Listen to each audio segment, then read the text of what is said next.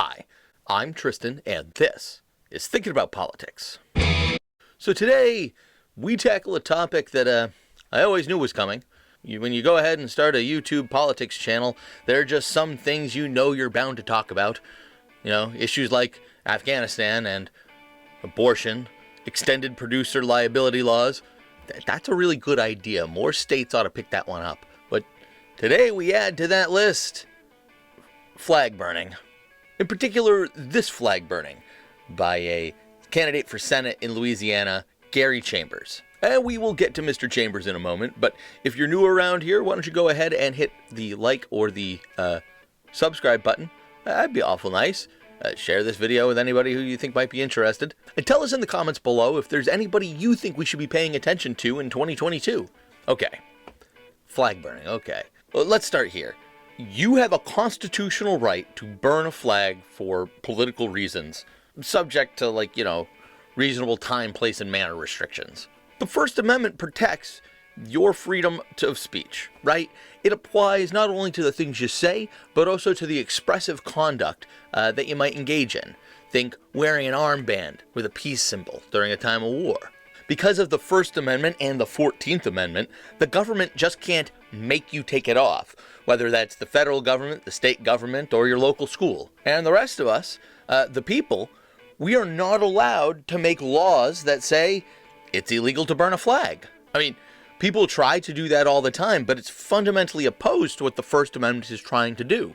And you'd be forgiven if, you have trouble with that at first, because this right to burn a flag, it only got, lawed into being in 1989. Yeah, that's when the Supreme Court decided Texas v. Johnson.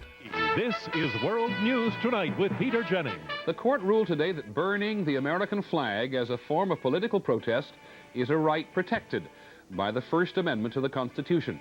Justice William Brennan for the majority. The government may not prohibit the expression of an idea simply because society finds it offensive or disagreeable. That would dilute the freedom that this cherished emblem represents. Two Reagan appointees, Antonin Scalia and Anthony Kennedy, both conservatives, provided crucial votes for the 5-judge majority. The 4 dissenters were led by Chief Justice William Rehnquist, who complained, "Flag burning is the equivalent of an inarticulate grunt or roar," said the Chief Justice, most likely not intended to express any particular idea, but to antagonize others. Now, let's review what actually happened here. Back in 1984, it was a presidential election year, and the GOP was having their nominating convention in Dallas, Texas. There was a big protest outside the convention, dubbed the Republican War Chest Tour. And in that protest, there was a guy by the name of Greg Lee Johnson. There, people were protesting Reagan-era policies, fossil fuel exploitation, and were raising awareness about nuclear war. Nice. However, there were also reports of petty vandalism, spray paint going up on walls, and people knocking over potted plants. It's not nice. Why you gotta mess with the potted plants, man? Leave them alone. At some point, somebody stole a flag from a flagpole, brought it on down, and, Greg wasn't involved in any of this vandalism. He was at the protest, he did not steal the flag, but somebody gave it to him. And then Johnson burned the flag, shouting something like, "Red, white, and blue, I spit on you." And, Reagan or Mondale, who will it be? Either one will cause World War III. And so, I've studied history. I can kind of imagine what Mr. Johnson is getting at, but can the outside observer honestly say that they understand what's happening here? What's the political message behind burning a flag and shouting about spitting on it and both candidates causing World War III, right? It's a muddled message at best. Burning the flag here is not really bringing any attention to any, single issue, I don't think. And the symbolism of the thing supersedes, I think the message that maybe he was trying to convey. So I agree with Johnson, he has the right to burn a flag. But my question here is, what are you trying to say other than America bad? And even if you're right, you still got to be able to articulate it a little bit better. I think part of the problem is that flags in general, whether it's the United States flag or another flag, they just have so many different meanings for so many different people. It's hard to use them in a politically effective manner. If I see somebody burning a flag or a Quran or a Bible, my thought is not, oh, gee, I wonder what their political point is. my first thought is, I should get a fire extinguisher. And it's part of the problem. Check out what happened to these protesters when some FedEx dude came by and saw them trying to burn a flag. All you guys.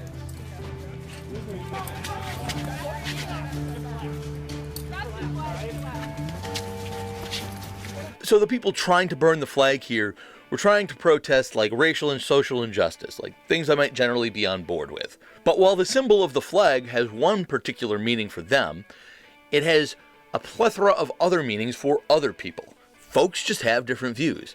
And again, your message gets muddled because you might have something really good to say, but no one can hear it over the burning flag.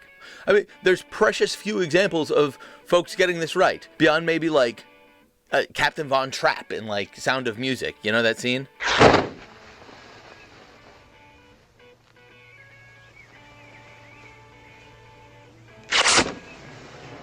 That's the one. This is going to be a weird tangent for a second. Just bear with me. Anybody else remember the movie Airheads? Now the rock band goes and takes over a radio station to try to get like airplay, and they take it over with guns filled with hot sauce. Yeah, this was like a comedy. At one point, the DJ, who's one of the hostages, puts Brendan Fraser, who's like the lead hostage taker, on the line and is like, you know, tell us what you want them to hear. No, Chaz, you say all you want to do is be heard. Well, you've got the whole world listening. What do you got to say? Well, I guess all we had to say is that we want to be heard. Yeah, well, we've kind of established that. What else? Hey, man, what are you doing, man? You can't be playing. That's generally what I see when I see people burning a flag. You know, no matter the flag, by the way. And that movie's awesome, isn't it? You know, if there was a law passed prohibiting burning a flag, or somebody tried to do or somebody passed a constitutional amendment prohibiting burning the flag, well then, yeah, then I might go and burn a flag. But only in an attempt to try to preserve the freedom the thing is supposed to represent. Zoidberg, how could you? I used to think you were cool. Yes, I'm desecrating a flag, but to preserve the freedom it represents. And all of that brings us up to Gary Chambers. Now, Chambers is running in Louisiana as a Democrat, trying to get the U.S. Senate seat. Now, Louisiana is a heavily red state, and also because of the way they do their elections, I mean, it is very difficult for a political outsider such as Mr. Chambers to really get much traction. And if that wasn't enough, I mean, he's taken positions that some might characterize as, like, on the left, such as advocating against violence against black folk, or advocating for public health care, or advocating for public education. You know, not really radical stuff in my book, but apparently, you know, these are the times we live in. And in a recent political ad, Mr. Chambers burns a flag. Not an American flag, but the battle flag of the Confederacy. And the question I think we want to answer here is this use of flag desecration to convey a political message more like Captain Von Trapp here? Or does the message get muddled? Does the message get lost because of this overtly provocative act?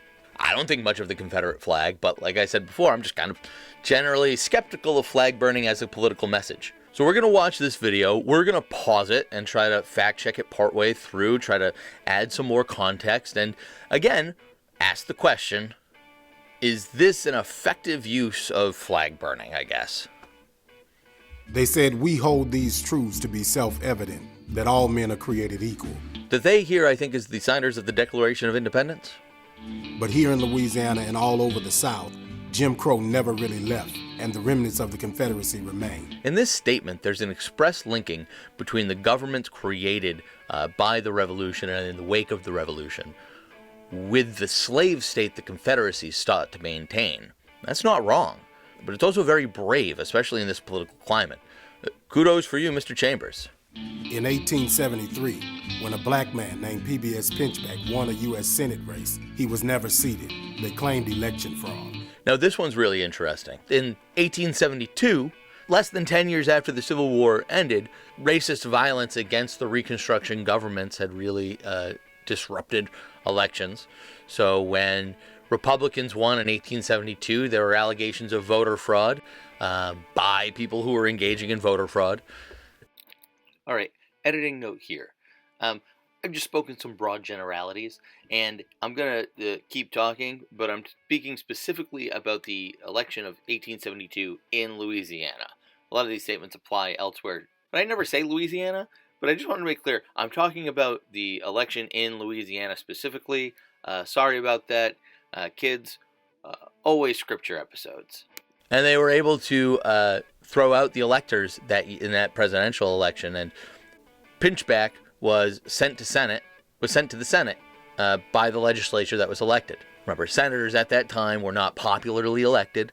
State legislatures would actually choose the senators. From what I read, Pinchback was the son of a white slave master and a black mother. After the Civil War, he gets elected as lieutenant governor. Eventually, he steps in as governor. So this state legislature that was elected in 1872 chose Pinchback. So the question was, if the election of 1872 was invalid, could the Senate seat Pinchback? And after several years of back and forth, the decision was no, they would not seat Pinchback. And I think Chambers is very smartly connecting the allegations of voter fraud by the losers in 1872 with the allegations of voter fraud by the losers in 2020. He's implicitly making that link, and it's a very good one to make. The attacks against black people, our right to vote and participate in this democracy, are methodical. So this also is a pretty broad statement, but it appears broadly right.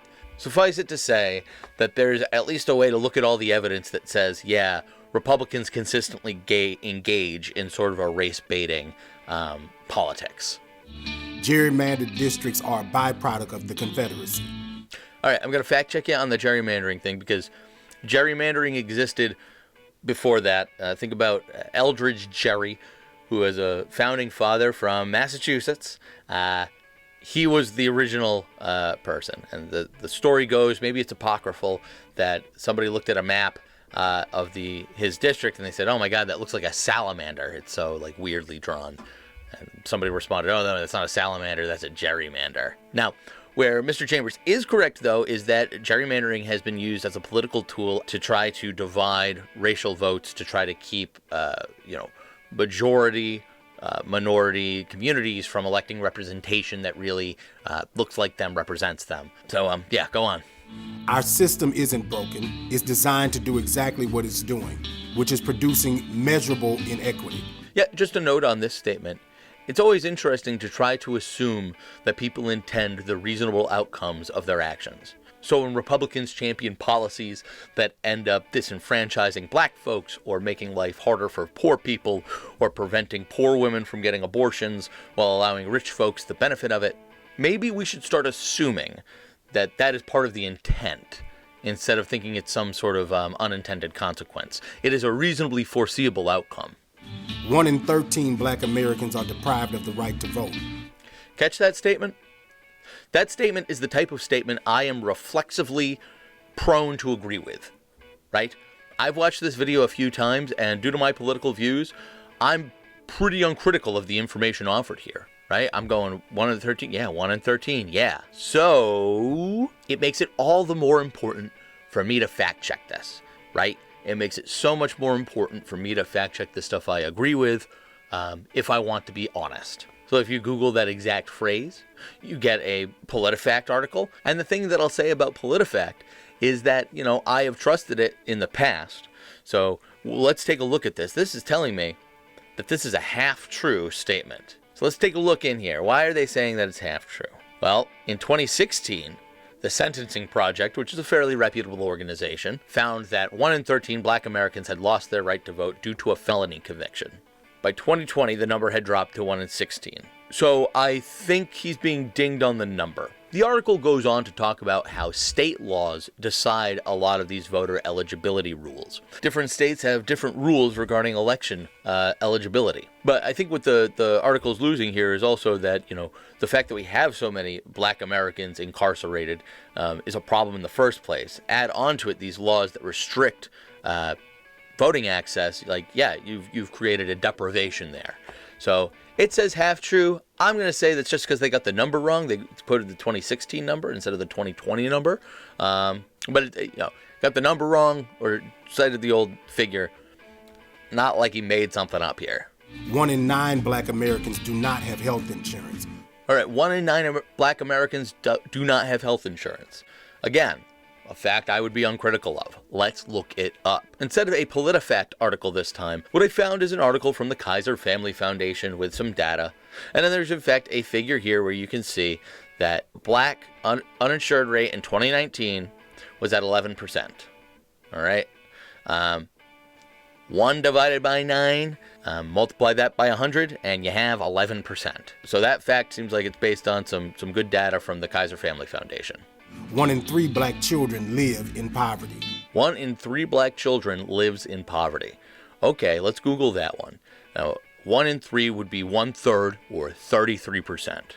So I found some different data points on this one. I found some information from the Pew Research Center that says in 2019 that the poverty rate amongst black Americans is at 26.4%. All right, so a little less than 1/3. However, information on the Kids Count Data Center website puts that poverty rate at 31%, so just about 1/3. However, these are 2019 numbers, and we know that child poverty increased nationally during COVID, and black communities were especially affected. So, I'm going to give them 1 in 3. 1 in 3 sounds fine. It's time to burn what remains of the Confederacy down. I do believe the South will rise again, but this time, it'll be on our terms. I'm Gary Chambers, and I'm running for the U.S. Senate. Oof. So yeah, that was pretty powerful. Now think about all of the facts that we were given here, right? All of it building this sort of evidence for the fact that in this country, in the United States, the experience for black Americans is not the same as it is for folks who are white. It's different. It's not equal. And the fact of the matter is that it is unequal today because it was unequal yesterday on purpose. And then the question that rises is, well, is it unequal today on purpose? Or is it just like inertia from history? Mr. Chambers is answering that question. He's saying it is this way on purpose because we are making decisions in the present day that perpetuate these problems. So I thought this imagery, especially burning the Confederate flag in this way, it tied to the point he was trying to make. It tied to the overall narrative that he's trying to build and the political vision I think Mr. Chambers is trying to offer the constituents of Louisiana. And it is one that is particularly American and patriotic. Oh, and I see Gary Chambers burning that flag. I see it kind of like this. Look, if you're going to burn a flag, burn it like Gary Chambers did, I guess. But, yeah, that's going to be it for me. You've been great. I hope to see you again next time. But until then, keep thinking.